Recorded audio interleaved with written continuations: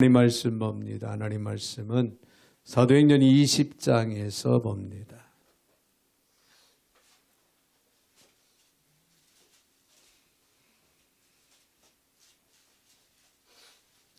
사도행전 20장 33절부터 35절까지 제가 받들어 봉독에 올립니다. 내가 아무의 은이나 금이나 의복을 탐하지 아니하였고 여러분이 아는 바와 같이 이 손으로 나와 내 동행들이 쓰는 것을 충당하여 범사에 여러분에게 모본을 보여준 바와 같이 수고하여 약한 사람들을 돕고 또 주 예수께서 친히 말씀하신 바 주는 것이 받는 것보다 복이 있다 하심을 기억하여야 할지니라. 아멘. 35절까지 받들어 봉독에 올렸습니다. 사랑의 주님 감사를 드립니다. 오늘도 어김없이 이들 사랑 가운데 불러주시고 말씀 앞에 다시 한번 세워주시는 주님, 이 시간도 잘 듣고 깨닫고 은혜되게 하시되 주의 말씀 부여잡고 믿음으로 달려갈 길을 다 달려갈 수 있는 거룩한 백성들, 성숙한 그리스도인들이 다 되게 하여 주옵소서. 오늘도 부족한 종의 입술을 주관하시고 사용하시되 우리 하나님 홀로 영광을 받아 주옵소서. 예수님의 이름으로 기도하옵나이다. 아멘. 아멘.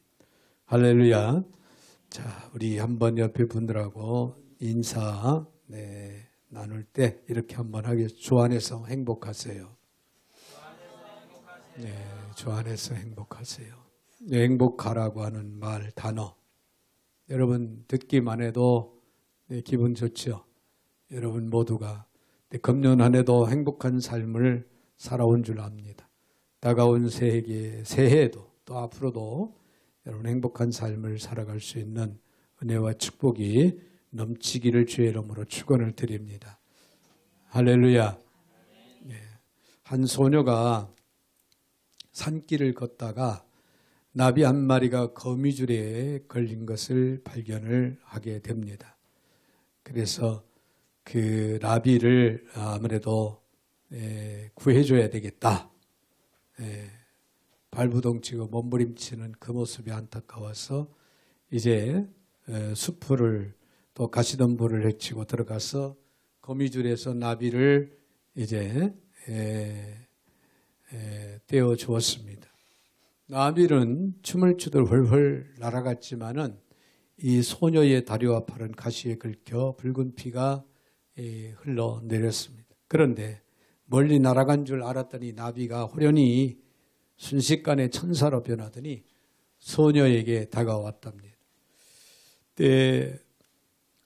천사는 자기를 구해준 그 은혜에 감사하며 무슨 소원이든 한 가지만 말해라. 그러면은 그 한 가지를 반드시 들어주겠다. 그렇게 약속을 했다고 합니다. 그러면서 소녀에게 이야기할 때 이 세상에서 가장 행복한 사람이 되어 살게 해주세요. 소녀는 그런 소원을 이 천사에게 이야기를 했다고 합니다. 천사는 알았다면 소녀의 귀에 무슨 말인가 수군거리고 사라져버렸습니다. 소녀는 자라서 아가씨가 되고 이제 결혼을 하고 주부가 되고 더 나아가 이제 할머니가 되도록 늘 어떤 상황 가운데서도 행복한 삶을 평생 살았다고 합니다. 그 후에 때가 되어 죽을 날이 가까울 때 많은 사람들이 평소에 늘 행복한 모습, 행복한 웃음을 보이면서 살아왔던 그 할머니가 이제 돌아가실 날을 앞두고 있음을 안타까워하고 슬퍼했습니다. 그런데 많은 사람들이 궁금한 것은 어떻게 그렇게 평생에 거쳐서 할머니는 행복한 웃음 속에 행복한 삶을 살아올 수 있었을까? 궁금해서 그 할머니에게 마지막으로 물어보았다고 합니다. 할머니는 빙그레 웃으면서 말씀하기를 내가 소녀였을 때 내 소녀였을 때 나비 천사를 구해준 이야기를 하면서 그 천사가 나에게 이렇게 말을 했다. 네, 어려운 사람, 나를 구해 주어서 고마워요. 지금 나를 구해 준 것처럼 어려운 사람들을 만나면 꼭 도와주길 바라요. 그럴 때마다 행복 에너지를 많이 보내드릴게요. 자, 어려운 사람들을 많이 도와줘라. 그럴 때마다 내가 천사가 하는 말이에요. 내가 그 소녀에게 평생 동안 행복 에너지를 넣어주겠다. 그런 말을 했다고. 그래서 그날부터 이 할머니는 남에게 도움을 베푸는 삶을 꾸준히 살았더니 한평생 나는 행복한 삶을 살아올 수가 있었다. 그렇게 고백을 했다고 합니다. 그러면서 사실은 나비가 내 소원을 들어준 게 아니고 누구든지 남에게 도움을 주는 삶을 살면 행복한 삶을 살 수가 있습니다. 라고 하는 교훈을 주었다고 하는 이야기예요. 자, 사람이 누릴 수 있는 최대 행복은요. 여러분, 이 땅의 부귀영화가 아니라는 거예요. 근데 우리는 영의 사람들이기 때문에 더없이 이 사실을 확신하고 깨닫고 확신하고 믿고 살아가야 할 필요가 있습니다. 받은 은혜를 나눌 수 있는 것, 내가 가진 것을 베풀 수 있는 것, 이것이 3차원의 행복이라는 거예요. 자, 오늘 본문의 말씀에 바울은 우리에게 이런 교훈을 잘 보여주고 있는 것을 발견을 합니다. 성도들이 하나님께 기도할 때 보면은 애걸하다시피 애걸하는 그런 경우가 참 많지요. 주신 은혜를 어떻게 베풀 것인가에 대한 그런 기도는 극히 드물다고 하는 사실을 우리는 생각을 할 수가 있습니다. 이 받는 것을 최고의 행복으로 알고 있기 때문에 많은 사람들은 오늘도 현실 속에서 뭔가 누구한테든 받기를 원합니다. 받으면 기뻐하고 행복함을 느낍니다. 그러다 보니까 오늘도 우리는 무언가를 받아야 되는 걸로 생각하고 그렇게 구한다는 거예요. 그래서 하나님으로부터 이것도 주시고 이것도 주시고 이것도 해주시고 저것도 해주시고 나의 목표 계획들이 성취되기를 원합니다. 그러므로 인해서 내가 행복한 것으로 착각 속에서 그렇게 우리는 구하고 살아간다는 거예요. 그런데 사람이 자주 받으려고만 하면요, 한없이 가난해질 수밖에 없다는 거예요. 근데 영적으로도 우리가 그냥 하나님으로부터 받기만 하려고 하는, 받은 것을 통해 감사하고 감격하고 나누고 베풀고 줄 수 있는 이런 삶을 생각하지 못하고 언제나 하나님으로부터 이것도 저것도 다 해주기를 원하는 마음으로 살아간다면 우리도 영적으로 가난한 삶을 살아갈 수밖에 없다는 거예요. 사람이요, 베풀기를 좋아하고 주기를 기뻐하면 우선 마음으로부터 풍요로워집니다. 마음이 풍요로워져요. 실제로 부자가 된다 그 말이에요. 주는 자가, 베푸는 자가 부자인 겁니다. 여러분 그렇죠? 그래서 누군가에게 베풀고 줄 수 있다? 이것은 내가 부유한 삶을, 부유한 마음을 가지고 부유한 삶을 살아가고 있다. 그런 증거입니다. 자, 오늘 본문의 말씀대로 주는 자가 받는 자보다 복이 있다. 이 진리입니다. 믿으시면 아멘. 여러분, 나는 주는 자로 살아왔는가? 받는 자로 살아왔는가? 금년 안에 우리는 돌아볼 수 있는 시간이 됐으면 합니다. 만약에 나는 주는 자보다 받는 자로의 삶을 살아왔다면 오늘 말씀을 통하여 우리의 생각과 마음, 우리의 방향성을, 가치관을 좀 바꿔서 받기보다는 주는 자로 살아갈 수 있는, 이것이 진정한 행복이고 더 큰 행복임을 우리가 기억을 하면서 여러분 결단의 시간, 고백의 시간이 되었으면 합니다. 자, 그러면은 더 큰 행복자가 되려면은 이것을 기억을 해야 돼요. 먼저 기억할 것은 받은 은혜를 생각을 해야 된다는 거예요. 받은 은혜를 생각할 때 행복해진다는 거예요. 금년 한 해에도 각자 내용은 다르겠지만은 받은 복들이 많이 있습니다. 국가적으로도 그렇고 개인적으로도 그렇고 어려운 일들이 많았지만은 여기까지 인도하신 하나님의 은혜, 그 은혜를 우리가 생각한다면은 너무나도 감사하고 너무나도 감격스러울 수밖에 없어요. 그래서 우리는 받은 은혜를 잊지 말아야 돼요.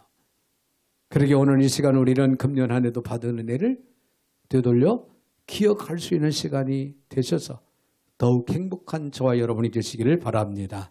영적으로 보면요. 먼저 수많은 죄를 우리는 용서받았다는 사실이에요. 이건 기정사실입니다. 사람이 누릴 수 있는 가장 큰 행복은 하나님으로부터 죄사함을 받았다는 것입니다. 그렇습니다. 누가 뭐라고 그래도 우리가 예수 안에서 하나님으로부터 죄사함을 받았다고 하는 데는 여러분 이거는 그 무엇으로도 비교할 수 없는 그런 복을 우리는 받은 겁니다. 가장 근본적인 원죄로부터 죄사함을 받아 생명을 얻었다고 하는 사실. 그래서 우리는 죽어도 다시 살 수 있는 영원한 생명을 얻고 영원한 영생을 얻고 살아갈 수 있는 그런 축복의 반열에 우리가 서 있다고 하는 사실. 또한 그동안도 살아오면서 크고 작은 죄, 알고 모르고 지은 죄들, 마음으로 입술로 행동으로 지은 죄들 주님께서 용서하시고 인도 보호하셔서 오늘 우리는 주님 앞에 설 수 있다고 하는 이 은혜에 우리는 감사할 뿐입니다. 할렐루야. 할렐루야.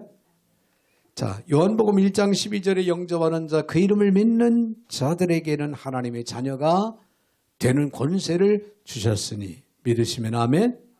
갈라디아 4장 6절 너희가 아들 이름으로 하나님이 그 아들의 영을 우리 마음 가운데 보내서 아빠, 아버지라 부르게 하셨느니라. 할렐루야. 여러분, 또 한 가지는 우리는 구원받은 동시에 믿음을 선물로 받았다는 거예요. 아브라함이 의롭다 여김을 받은 것은 하나님을 믿었기 때문임을 성경은 밝히고 있습니다. 인간의 생각과 행위로는 결코 행복에 이를 수가 없음을 증명해 주고 있는 말씀이죠. 로마서 4장 25절 예수는 우리 범죄함을 인하여 내어줌이 되고 또한 우리를 의롭다 하심을 위하여 살아나셨느니라. 할렐루야. 이는 우리 그리스도인의 행복의 보장이 예수 그리스도이심을 우리에게 말씀해 주고 있는 그런 말씀이에요. 오늘 저와 여러분 행복하시기를 원하시면 하면 우리 저와 여러분의 행복은 예수 그리스도 안에 있다는 거예요. 예수 그리스도로 인해서 우리는 행복할 수 있다는 거예요. 예수 그리스도가 우리의 행복의 근원이 되신다는 거예요. 그렇다면 우리는 행복한 삶을 살기를 원하신다면 우리는 예수 그리스도 안에 거하는 삶을 날마다 예수 그리스도를 믿고 따르는 삶을 날마다 살아갈 수 있는 저와 여러분들이 되셔야 될 줄로 믿습니다. 예수님을 믿을 때만 더 큰 행복을 우리는 누리고 살아갈 수 있다. 그런 얘기예요. 우리 모두 주님의 죄사함과 믿음을 선물로 받지 않았다면 어떻게 오늘 우리가 기쁨을 누릴 수 있겠습니까? 행복의 조건은 오직 믿음인 거예요. 믿음. 그래서 믿음의 생활을 잘하면 우리는 행복한 삶을 살아갈 수 있는 거예요. 보장된 거예요. 진리 안에서. 진정한 행복을 원한다면 여러분 믿음의 삶을 잘 살아야 된다는 거예요. 금년 한 해를 돌아보시기 바랍니다. 하나님의 은혜로 여기까지 달려왔는데 우리는 진짜 행복한 삶의 삶을 살았는가? 그다음에 역으로 우리는 믿음의 삶을 바르게 살아왔는가? 진정한 행복한 삶을 살지 못했다고 생각이 되어진다면 우리는 믿음의 삶을 살지 못했다는 이야기입니다. 그렇다면 오늘 이 시간 행복한 삶을 살기를 원하는 그런 저와 여러분들이라면 진정 우리는 믿음의 삶을 잘 살아야 되겠다. 마음의 결단, 고백하는 시간이 꼭 되어지시기를 바랍니다. 그래서 여러분의 삶에 행복이 날마다 깃들고 더 큰 행복을 누리면서 살아갈 수 있는 그런 축복된 삶이 주 안에서 아름답게 이루어지기를 바랍니다.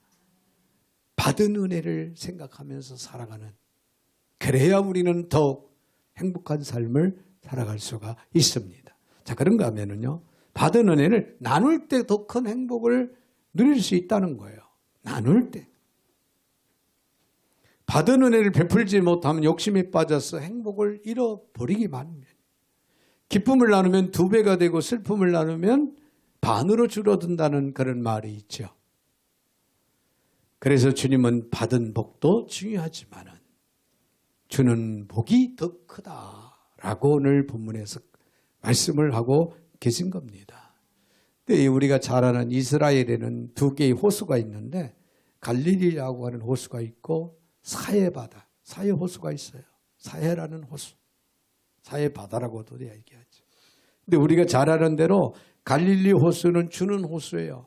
그래서 지대가 높아서 물을 아래로 흘려 보냅니다. 그러니까 항상 갈릴리 바다는, 갈릴리 호수는 물이 맑아요. 그래서 고기들이 많이 산다고 합니다. 근데 이 사해바다는요, 받기만 하고 흘러내려 보내지를, 나누지를 못한다는 거예요. 왜 그러냐면 지대가 낮답니다. 지대가 낮다 보니까 흘러갈 데가 없는 거죠. 그래서 수증기로 정발해서 물이 사라지기는 해도 흘러내려 보내지를 않기 때문에 항상 죽어 있다는 거죠. 죽어 있다는. 그래서 고기들이 살지를 못한다는 거예요. 주는 삶, 나누는 삶의 중요성을 우리에게 잘 교훈해주고 있는 그런 말씀인 줄 압니다. 이에 우리는 먼저 이웃과 나누는 행복이 있음을 기억하시고 오늘 이웃과 나누는 삶을 살아가는 그런 지혜, 그런 은혜가 있어지기를 바랍니다. 할렐루야. 주님께서 우리에게 새로운 계명을 주실 때 특별히 내 이웃을 내 몸과 같이 사랑하라. 우리는 하나님을 사랑하고 이 땅에서의 내 생활 속에서 이웃을 내 몸과 같이 사랑하라고. 이것이 우리에게 주어진 새로운 계명이에요. 얼마나 중요한 말씀입니까? 자, 오늘 본문에 35절에 있는 말씀, 범사에 여러분에게 모범을 보여 와 같이 수고하여 약한 사람들을 돕고, 약한 사람들을 돕고. 네, 그런 말씀이 나오는데 여러분들 이웃이 있다고 하는 거 참 살면 살수록 이웃의 중요성을 이제 느껴지는 것 같아요. 유치원, 초등학교, 중고, 대학, 쭉, 그리고 직장 동료들. 이제 퇴직을 한다라고 생각을 해보세요. 아, 초등학교 동창들, 중고등학교 동창들, 학교 학창시절의 동창들, 여러분들 만나지 않으면은 그렇게 가깝게 지내던 친구들도 정말 어색합니다. 딴 사람이 되어 있는 모습이 이제 모습에 가까이 할 수 없는 그런 모습들을 발견해요. 그런 모습들을 발견합니다. 그런데 지금 현재 생활 속에서 가까운 이웃, 동료 이런 사람들을 보세요. 새로운 사람들이잖아요. 새로운 만남 속에서 가까이 지내는 이웃들인데 그런 지인이고 동료고 이웃인데 그분들이 얼마나 좋고 편한지 몰라요. 만나고 싶고 또 이제 함께 식사하고 싶고 근데 그런 생각이 이제 강하게 들죠. 나이가 들면은 또 기동력이 떨어지고 그러면은 이제 가까이 지내는 사람만이 진정한 또 이웃이다. 그렇게 느껴질 거예요. 그래서 벌써 저희 동료들이 이제 70이 넘다 보니까 이 동쪽으로 이사를 왔으면 좋겠다. 그게 나의 소망이다. 그게 무슨 얘기인가 했더니 이 목사님은 선교관 때문에 이사를 못 갈 거고 본인들이 이제 은퇴를 하면은 이쪽으로 오겠다는 거예요. 남양주, 양주, 또 양평 이렇게 가까운 근교로. 그래서 자주 만나서 식사도 하고 이야기도 나누고. 모르니까 이제 나이가 더 들면은 모르면은 오갈 수가 없다. 그런 얘기했죠. 여러분, 무인도에서 산다고 생각해 보세요. 얼마나 외롭고 쓸쓸하겠습니까? 정말 이웃이 옆에 있다고 하는 건 소중한 겁니다. 우리가 만나는 사람들이 사실은 포괄적으로 우리가 생각하면 다 이웃입니다. 할렐루야. 직장에서 학교에서 다 이웃이잖아요. 정말 이웃이 옆에 있다는 것이 얼마나 소중한지 모릅니다. 이웃을 소중히 여기는 사람이 이웃에게 베풀 수 있고 기쁨과 행복을 누릴 수가 역으로 있다, 그런 얘기예요. 누군가가 내 곁에 있다는 사실만 우리에게는 감사할 조건이죠. 그렇다면 이웃을 돌아보고 이웃을 우리가 섬기고 때로는 이웃에게 나누고 베푸는 이런 삶을 우리는 열심히 그렇게 살아가야 된다는 거예요. 그것이 나에게 행복으로 다가온다는 거죠. 여러분, 많은 사람들은 물질을 받고 모으고 저축하는 것이 복된 삶이라고 그렇게 생각을 하고 있지만은 하나님께서는 그렇지 않습니다. 물질을 나누어주고 물질로 구제하는 삶이 더 복된 삶이라고 말씀하고 있습니다. 미국의 부호 록펠러라는 사람은 돈을 많이 가져도 이웃에게, 많은 세상 가난한 사람들에게 도와줄 줄 모르고 쓸 줄 모르는 사람은 불행하다. 불행한 것이다. 거부였던, 재산이 많았던 그 사람도 그의 삶의 삶 속에서 깨달은 바, 그런 이야기를 했다고 합니다. 자, 물질로 구제하는 삶이 더 복되다는 것. 그러므로 우리 기독교인들은 얼마를 벌었느냐가 중요한 것이 아니라 어디에 어떻게 사용했느냐가 더 중요하다. 큰 행복은요, 하나님의 크신 은혜를 이웃과 나누어야 된다는 것. 베풀고 나누는데 기쁨과 행복이 있음을 여러분 영적으로 깨닫는 은혜가 있기를 바랍니다. 할렐루야. 자, 그런가 하면요, 이런 시가 있어요. 이정아 씨의 시 중에 이런 시가 있네요. 비를 맞으며 걷는 사람에게는 우산보다 함께 걸어줄 사람이 필요한 것임을, 울고 있는 사람에게는 손수건 한 장보다 기대올 수 있는 가슴의 품이 더욱 필요한 것임을. 이 시의 짧은 절의 시의 대목이지만은 가슴에 와 닿는, 우리 현실 속에서 가슴에 와 닿는 그런 내용이 아닌가 그렇게 생각을 합니다. 그렇습니다. 우리 이웃들에게 함께 걸어주고 기댈 수 있는 가슴의 품을 열어주는 것이 삭막한 이 시대를 살아가는 오늘 우리 그리스도인들에게는 더없이 중요한 사실이라는 것을 기억하며 이를 실천하며 살아가는 저와 여러분이 되시기를 바랍니다. 이웃에게 나누는 것이 큰 행복이다. 그런가 하면 더 나가서는요, 여러분, 세계와 나누는 삶이 더 큰 행복이다. 근데 거창하게 세계화라고 하는 단어를 사용하니까 여러분들이 가슴에 와 닿지 않는지 모르겠습니다만은, 그러나 분명한 것은 하나님께서 우리를 향하신 우리에게 주어지는 마음, 그런 뜻이라고 하는 사실을 오늘 기억을 하고 우리는 실천하는 지혜가 있어지기를 바랍니다. 오늘 세계 속에 많은 사람들이 신음하고 있습니다. 이 글로벌 시대라 이제는 국제적으로 서로가 돕고 협력하는 그런 모습들을 우리는 보게 되죠. 그래서 어느 한 나라가 재난으로 어려움을 당한다든가 전쟁으로 난민들이 있어서 고통을 당하고 또 피신을 한다든가 이럴 때 국제적으로 세계에서 난민들을 받아들이고 수용하고, 그리고 재난이 있으면 지원금, 또 복귀를 위해서 기술자들, 장비들을 보내는 그런 모습들을 우리가 많이 보게 되지요. 물론 적십자, 유엔 적십자에서는 아주 적극적으로 협력하고 돕는 그런 모습들을 우리가 보게 됩니다. 이 세상에는요, 굶주림과 전쟁, 재해, 재난, 질병 등으로 고통당하고 살아가는 그런 사람들이 너무나도 많이 있어요. 요한일서 3장 10절에 그 형제를 사랑치 아니하는 자는 하나님께 속하지 아니했느라. 그런 말씀이 기록이 되고요. 또 요한일서 3장 16절 18절에 우리가 이로써 사랑을 알고 우리도 형제를 위하여 목숨을 버리는 것이 마땅하다. 그러면서 자녀들아 우리가 말과 혀로만 사랑하지 말고 오직 행함과 진실함으로 하자. 그런 말씀이 우리에게 주어지고 있습니다. 여러분, 우리가 세계와 나눌 수 있는 가장 큰 자원이 있다면 두말할 것 없이 복음입니다. 복음. 여러분, 우리가 복음을 받는 것보다 큰 복이 없어요.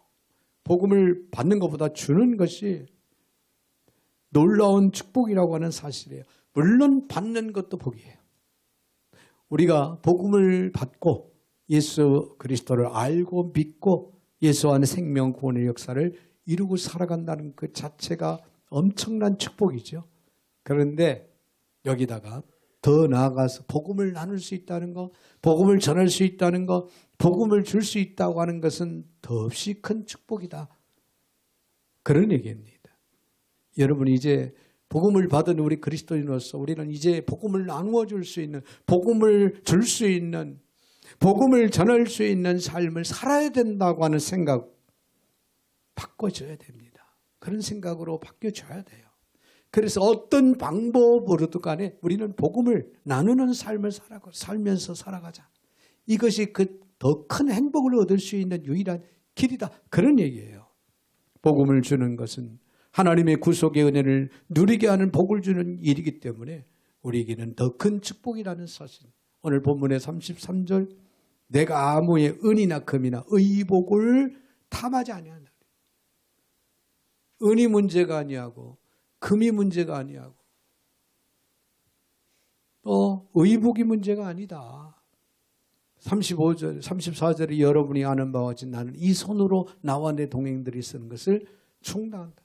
자급자족을 하면서 뭘 했어요? 바울은 복음을 전거했어요. 복음을 전거했다. 어디 가서 복음을 전한다는 이유로 대접받고 섬김을 받고 이익을 추구하는 것이 아니라 오히려 복음을 전거하기 위해서 자급자족하면서 은이나 금을 귀하게 여기지 않고 그런 가치관을 가지고 이제 복음을 전했다. 그래서 바울처럼 내가 복음을 전할 때 값없이 전하고 여러분 값없이 전 복음을 받았습니다. 할렐루야. 우리는 값없이 복음을 전하고 나누고 줄 수 있는 삶을 우리는 살아가야 돼요. 이것이 진정한 그리스도인의 그 중심 자세고 또 그리스도인의 아름다운 삶이라는 거예요.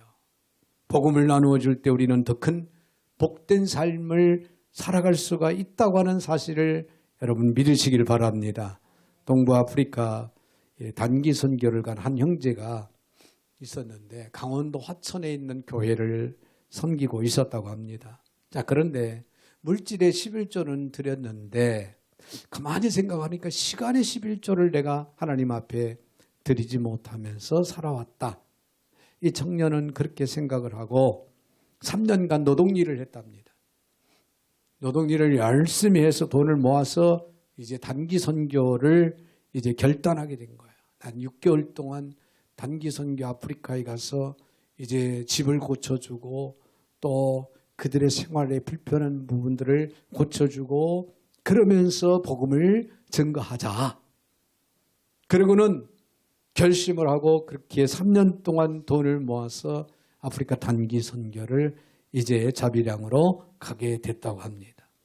근데 아프리카에 6개월 동안 공사를 계획하고 갔는데 3개월 동안 마치고 그냥 돌아온 거예요. 왜 그렇게 빨리 돌아올 수 있었던 것은 현지의 주민들이 그를 도와서 빨리 일들을 목표한 계획한 일들을 매듭짓고 그러고 돌아왔다는 거예요. 그 말은 역으로 무슨 말입니까? 그 젊은 청년을 신뢰했다는 거예요. 현지인들이. 아, 이 사람은 참 천사와 같다. 하나님이 보낸 사람이다. 어떻게 저렇게 자비량으로 우리 어려운 우리들을 와서 이렇게 사랑을 베풀면서 저렇게 헌신할 수가 있을까 하고 그 사람을 신뢰했다는 거예요. 그 바람에 현지인들이 도와서 일을 하다 보니까 6개월 동안 계획했던 일을 3개월에 마치고 돌아왔다는 거예요. 주님의 주라고 하신 그 교훈을 가지고 행했을 때 그 청년은요, 작은 예수라고 하는 별명을 얻었다고 합니다. 작은 예수다. 신이 아니고는 저렇게 할 수 없다. 그런 의미를 담고 작은 예수다. 그렇게 별명을 지어서 불렀다고 합니다. 그런 행동을 통해서 복음을 전한 거예요. 단기 무명의 선교사는 받는 것보다 주는 것이 복이 있다는 그 주님의 말씀을 새기면서 더 큰 행복을 노래하는 신앙의 축복자, 인생의 성공자가 됐다. 그런 얘기입니다. 사랑하는 성도 여러분, 금년 한 해도 온 가족이 건강하고 주의 말씀 안에서 살아온 것이 하나님의 은혜였음을 여러분 기억을 하시길 바랍니다. 더욱이 우리는 교회적으로 베델 선교관을 통해서 세계를 가슴에 품고 선교사님들을 돌아보고 섬기는 이 막중한 이 일을 하나님께서 우리에게 준 큰 은혜요, 행복이었다라고 하는 것을 우리는 고백을 드리지 않을 수 없고 고백을 드릴 수 있는 저와 여러분들이 되시기를 바랍니다.